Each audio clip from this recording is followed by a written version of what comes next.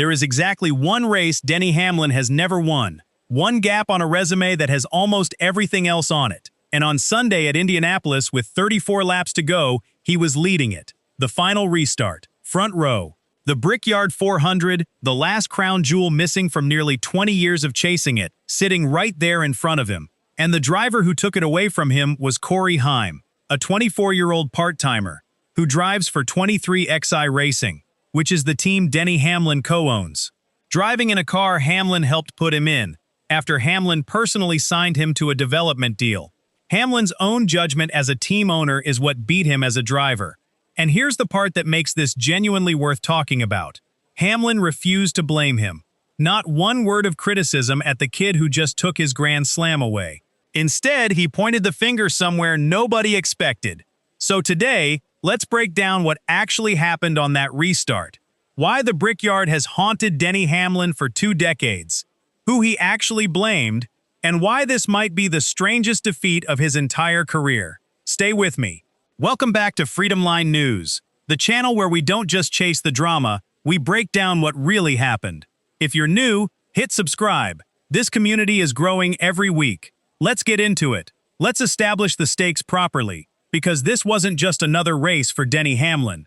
NASCAR has 4 races widely considered crown jewels: the Daytona 500, the Coca-Cola 600, the Southern 500, and the Brickyard 400. Winning all 4 across a career is called the Grand Slam, and in the entire modern era of this sport, only 4 drivers have ever done it. Dale Earnhardt, Jeff Gordon, Jimmy Johnson, Kevin Harvick. That's the list. Denny Hamlin has 3 Daytona 500s. He has 3 Southern 500s. He won the Coca-Cola 600 in 2022. He is 1 race away, 1 single race, from joining that group of 4 names. And that race is the Brickyard 400. Sunday was his 18th career start at Indianapolis. Before the weekend, he said plainly that this is the one he's been searching to win his whole career. And the history there is genuinely painful. In 2020, he was leading the Brickyard with 7 laps to go. 7 laps from the Grand Slam. And then a tire let go, he slammed the outside wall, his Toyota caught fire, and he finished 28th. He has finished 3rd in this race 3 separate times. In 2024, he gambled on a late pit strategy and got collected in a crash instead. Nearly 2 decades of near misses at one racetrack. So let's go to Sunday, 34 laps remaining, the final restart of the race.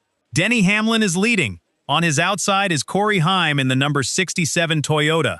Behind Hamlin are his Joe Gibbs Racing teammates, Christopher Bell and Chase Briscoe. The drivers whose job in that moment is to give him the push that keeps him in front. And the push came too early. Hamlin explained it afterward with real precision. He said the shove arrived way before the restart zone, and he can't go until he reaches that zone. So he got hit early, his car wasn't straight, and he lost the drive he needed exactly when he needed it most. Heim, meanwhile, got a strong, well-timed push from Joey Logano on the outside, and surged past. Hamlin dove low into the short chute approaching turn 2, trying to get back underneath. And this is the decisive moment. Heim put him in a position where he either had to lift or make contact with him. Hamlin lifted, he backed off, and with a shallow entry and no momentum coming off turn 2, he got swarmed on the backstretch and dropped to 5th. That's where he finished. Corey Heim went on to win, holding off Christopher Bell and Joey Logano over a 34-lap green flag run to the finish. Now here's where this stops being a normal race story, because Denny Hamlin had every emotional excuse in the world to be bitter. He had just been beaten out of the one trophy he's never won, in front of a crown jewel crowd, by a 24-year-old part-time driver who works for him. Most competitors would have found something pointed to say. He didn't. Hamlin's assessment of Heim's move was almost generous. He said everyone out there is fighting to win the race. And when you're clear by an inch, you take that inch. That's it. No complaint, no accusation of disrespect, no suggestion the kid owed him anything. He described the win as earned on their side. And then he did something genuinely striking. He turned the blame inward, onto his own Joe Gibbs Racing teammates. He said it was really more on his group, on the 20 and the 19, for not organizing good pushes, and that they became detached at exactly the wrong time. He thought Bell was on board to push him, and the timing simply didn't work. He even took a share himself, wondering aloud whether he could have handled the restart timing differently. And then he ended with the line that tells you how genuinely stuck he feels. He doesn't know what they do differently. And I want to be fair to Christopher Bell here too, because this cuts both ways. Bell was racing for the win himself. He finished second. He is not obligated to sacrifice his own crown jewel opportunity to hand his teammate a grand slam. That's the honest tension inside every multi-car super team. Teammates are allies right up until the moment the trophy is actually available, and then they're competitors like everyone else. But here's the layer underneath all of it, and it's the part almost nobody is drawing out properly. The reason Corey Heim was in that car at all is Denny Hamlin. Back in 2024, Hamlin signed Heim to a driver development contract at 23XI Racing, the Cup team Hamlin co-owns with Michael Jordan. And the story goes that when the two owners were discussing him, Jordan's advice to Hamlin was direct: lock him up. They did.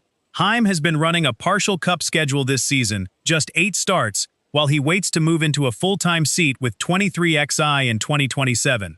And his team's competition director made a point after the race of praising something unusual, that Heim actually turned down full-time rides elsewhere. He could have been racing a full schedule this year. He chose to be patient and go through the development program properly instead. So think about what that means. Hamlin, the team owner, identified a generational talent, signed him, developed him, and put him in equipment good enough to win a crown jewel. And Hamlin, the driver, then got beaten by exactly that decision. His judgment as an executive directly cost him as a competitor. And it's not even the first time. This is now the second consecutive year that Denny Hamlin has won the Indianapolis race as an owner while losing it as a driver, because Bubba Wallace took it for 23XI last season. And Heim himself understood the awkwardness of it. Asked about beating his own boss out of the Grand Slam, he acknowledged straightforwardly that Hamlin has every right to be frustrated. There's no gloating there, just a young driver who knows exactly what he took, and from whom. So what does this actually leave us with? For Corey Heim, a genuinely historic afternoon. He became the first part-time driver ever to win this crown jewel. He's the youngest winner of the Brickyard since Jeff Gordon took the inaugural race in 1994. And Gordon is the only other driver to win it in his first attempt. He's the first Cup driver since A.J. Foyt in 1965 to win 2 races within his first 15 starts. And he has now won more races this season, in 8 starts, than either Christopher Bell or Joey Logano, a 3-time champion, have managed in a full one. But for Denny Hamlin, the arithmetic is a lot less comfortable. He turns another year older with the same gap on his resume.